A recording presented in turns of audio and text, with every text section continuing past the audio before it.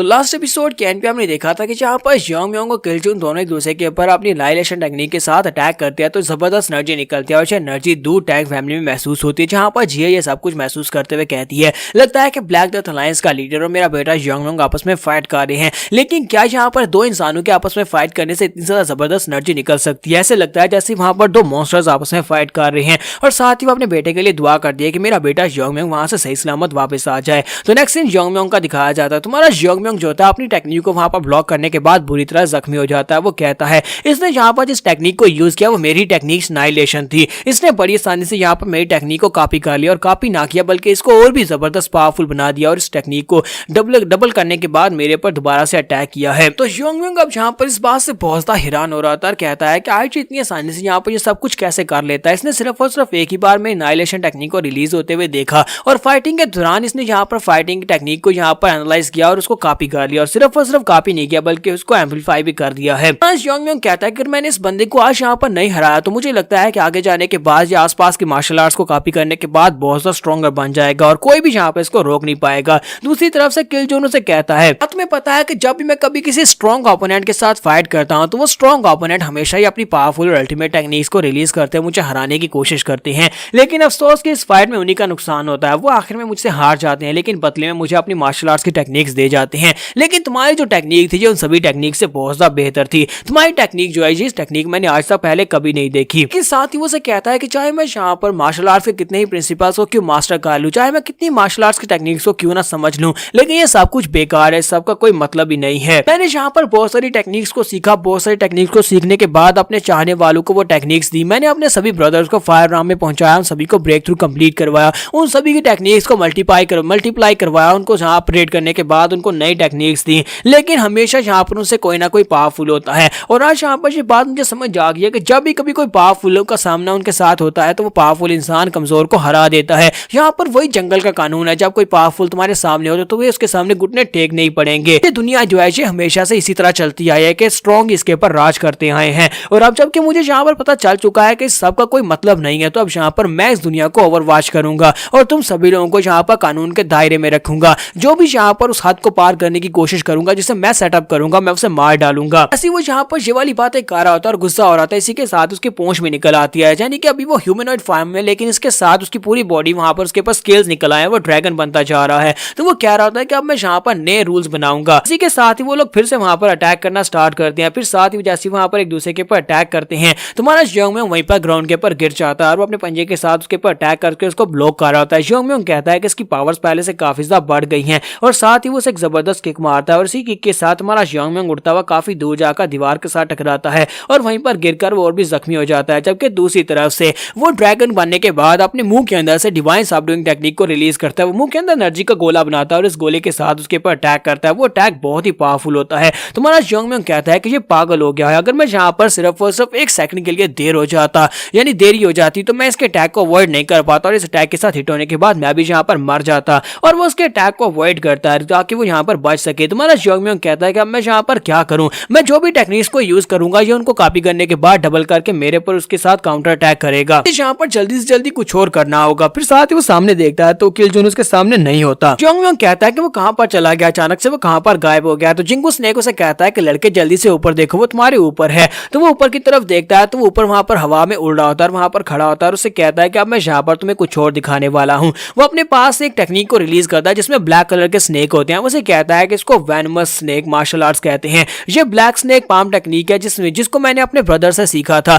जोनी के फादर जो कि मेरा स्वाम ब्रदर था या फिर मैं उसे अपना मास्टर भी कहता था, उसने ये टेक्निक मुझे सिखाई थी। ये एक बहुत ही कमजोर टेक्निक थी, हालांकि एक बहुत ही क्रूड लेकिन बहुत ही लो लेवल की टेक्निक थी। ये टेक्निक मेरे मास्टर ने मुझे सिखाई थी, उसने पर्सनली मुझे ये टेक्निक सिखाई। उसे लगा था कि मैं इस टेक्निक से अपने आप को बचा सकता हूँ, लेकिन उसके बाद मुझे लगा कि मुझे इस टेक्निक को बेहतर बनाना चाहिए। मैंने आहिस्ता आहिस्ता इस टेक्निक को बेहतर बनाया। आहिस्ता आहिस्ता करते करते मैंने इस टेक्निक को इतना बेहतर बना लिया कि आज यहाँ पर ये टेक्निक एक लेजेंड की टेक्निक कहलाने के लायक है। अब यहाँ पर देखो ये टेक्निक वाकई में मेरी टेक्निक होने के लायक है। मैंने इस टेक्निक को कितना बेहतर बना लिया है। और वो अपने स्नेक्स को ऊपर की तरफ भेजता है। वो स्नेक्स ऊपर बादलों में चले जाते हैं और वहां पर पूरे बादल काले रंग के हो जाते हैं। योंग म्योंग वहां पर नीचे खड़ा सब कुछ देख रहा होता है। उसके स्नेक वहां पर हवा में जाने के बाद ऊपर बादलों का रंग जैसे वहां पर काला होता है वो बादलों के अंदर से निकलते हैं और अब यहाँ पर उनका साइज जो होता है वो बहुत ज्यादा बड़ा हो चुका होता है। वो बड़े बड़े जायंट स्नेक बन चुके होते हैं और जायंट स्नेक स्नेक माय जोंगम्योंग के ऊपर अटैक करने के लिए आगे बढ़ते हैं। जोंगम्योंग कहता है कि आयुष ये है क्या ये अभी भी सांप है, क्योंकि इन्हें देखने के बाद लगता है जैसे ये बड़े बड़े ड्रैगन्स हैं।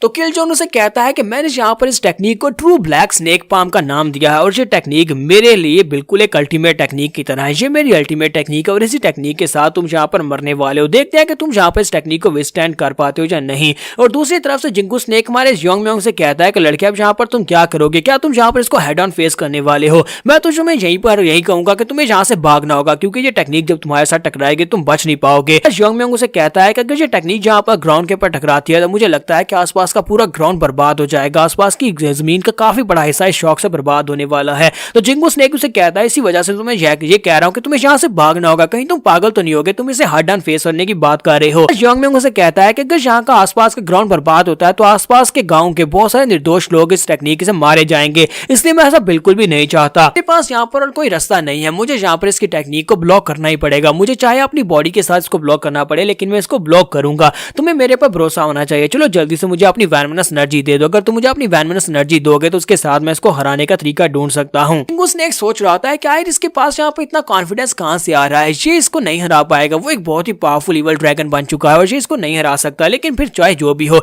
अगर ये लड़का यहाँ पर मरेगा तो फिर मैं भी यहाँ पर मरूंगा, तो मुझे तो इसे अपनी एनर्जी देनी पड़ेगी। और इसी के साथ वो अपनी एनर्जी उसे दे देता है। जोंगम्योंग कहता है कि अगर वाकई में यहाँ पर एक मार्शल आर्ट्स की टेक्निक है, ये ट्रू ब्लैक पाम एक मार्शल आर्ट्स की टेक्निक है, तो मैं इसको काउंटर अटैक कर सकता हूँ। लेकिन सिर्फ और सिर्फ नाइलेशन टेक्निक यहाँ पर काम नहीं आएगी। नाइलेशन टेक्निक के साथ इसको काउंटर अटैक करना बिल्कुल भी पॉसिबल नहीं है। मुझे यहाँ पर एक एडवांस लेवल की टेक्निक को यूज करना होगा, एक ऐसी टेक्निक जो कि नाइलेशन टेक्निक से भी ज्यादा पावरफुल हो। इसके साथ मैं सिर्फ एक ही टैग के साथ यहाँ पर आसमान को भी बेच सकता हूँ। मुझे ऐसी टेक्निक को यूज करना होगा। वो अपनी तलवार की तरफ देखता है और कहता है कि डीमन स्लेइंग ब्लेड, तुमने अभी तक मेरा साथ दिया है, प्लीज यहाँ पर इस टेक्निक को भी बर्दाश्त कर लेना, क्योंकि ये टेक्निक जो मैं भी यूज करने वाला हूँ ये बहुत ज्यादा पावरफुल है। अगर तुम यहाँ पर इस टेक्निक को फेस कर गए तो हम लोग इसको हरा सकते हैं। और वो स्नेक जो होते हैं उसके करीब पहुंच जाते हैं। जैसे वो स्नेक हमारे जोंगम्योंग के करीब पहुंचते हैं तो इसी के साथ ही हमारा जोंगम्योंग वहां पर ऊपर की तरफ जंप करता है। वो स्नेक्स की तरफ आगे बढ़ता है। वो ग्राउंड से काफी ऊपर चला जाता है जब उन स्नेक्स को उसके करीब पहुंच रहे होते हैं। तो इसी के साथ ही वो कहता है कि मैं यहाँ पर एक बहुत ही पावरफुल टेक्निक को रिलीज करूंगा और वहां पर एक स्ट्राइक लगाता है। वो एक क्रॉस का निशान लगाता है जिससे वो दोनों स्नेक्स को वहां पर फोड़ देता है।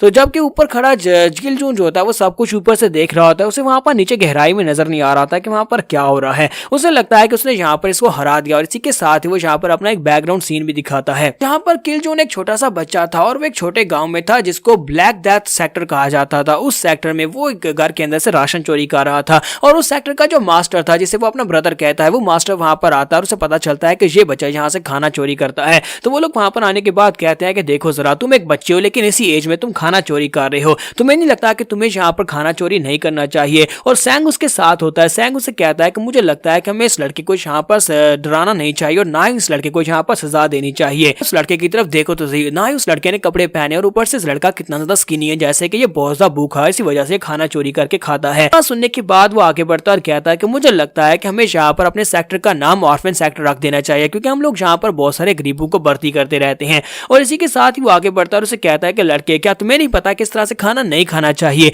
हमेशा चोरी करके खाना मत खाना, इधर आओ, मेरे पास आ जाओ, तुम हमारे साथ हमारे सेक्टर का हिस्सा बन सकते हो, अगर तुम हमारे साथ रहोगे तो हम तुम्हें फ्री का खाना देंगे। उसके बाद तुम्हें यहाँ पर से खाना चोरी करके भी नहीं खाना पड़ेगा। और साथ ही वो उससे पूछता है तुम्हारा नाम क्या है। किलजोन कहता है कि उस वक्त उस मास्टर ने मुझे अपना नाम दिया, उसने मुझे अपनी फैमिली का नाम दिया और साथ ही उसने मेरा नाम किलजोन रखा। फिर वो मेरा मास्टर बन गया, उसने मुझे तलवारबाजी की टेक्निक सिखाई और साथ उसने मुझे स्पेशली जो ब्लैक बाम टेक्निक जो थी ये मुझे दी, जो कि उसकी इनहेरिटेंस की टेक्निक थी। फिर साथ ही उसकी बेटी जुनही, उसने मरने से पहले उस बेटी को मेरे हवाले किया था कि मैं उसकी बेटी का ख्याल रख सकूं, लेकिन मैं किसी का भी ख्याल नहीं रख सका, मैं कुछ भी नहीं कर सका। मरने के बाद मैं जाकर उसे कैसे फेस कर पाऊंगा। इस वक्त मुझे सिर्फ और सिर्फ एक ही बात पता है कि मैं क्या कर सकता हूँ। इस वक्त मैं सिर्फ और सिर्फ एक ही काम कर सकता हूँ कि मैं उन सभी लोगों को मार डालूं, वो सभी लोग जो कि मास्टर सैंग और उसकी बेटी जुनही की मौत के साथ रिलेटेड हैं। जो लोग वहां पर मौजूद हैं, मुझे उन सभी लोगों को मारना होगा और उनकी सारी की सारी फैमिली को इरेडिकेट करना होगा। यहाँ पर हम लोग अपनी एपिसोड 71 का एंड करेंगे और नेक्स्ट एपिसोड में हम लोग देखेंगे कि हमारा जोंगम्योंग किलजोन को मार पाएगा या नहीं, क्योंकि